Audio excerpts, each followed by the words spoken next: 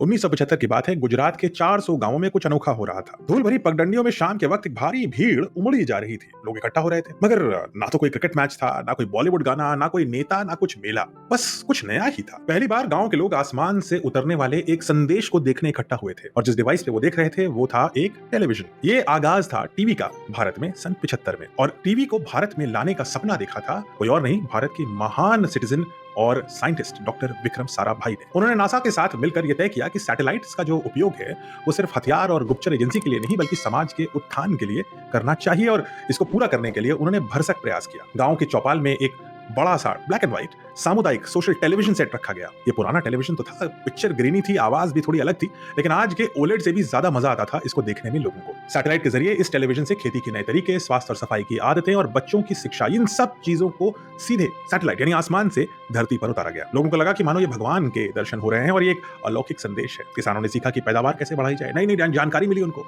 महिलाओं ने सीखा कि पौष्टिक खाना क्या होता है, बनाना कैसे होता है, और बच्चों ने देखा कि उनके गांवों से दूर एक दूसरी दुनिया भी है। उस दौर में सैटेलाइट सिर्फ एडवांस कंट्रीज के पास थे, और उनका मकसद था ताकत, जासूसी और विध्वंस के हथियारों को गाइड करना अपने दुश्मन तक। भारत के अंतरिक्ष प्रोग्राम के स्टार्ट होने के 2 साल बाद ही यानी 1967 में डॉक्टर साराभाई ने एक सपना देखा, एक फिलॉसफी बदलने वाली उद्देश्य रखा।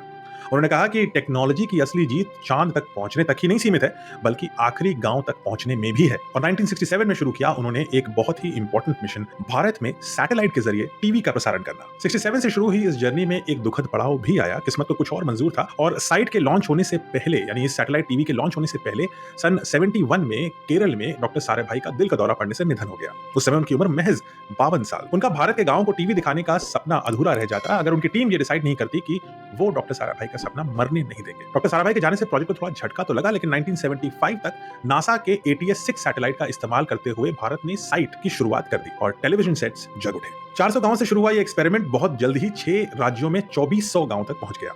साल भी पूरा नहीं हुआ, लोगों को ऐसा लगता था कि मान लीजिए दूर से कुछ अलौकिक दर्शन हो रहे हैं।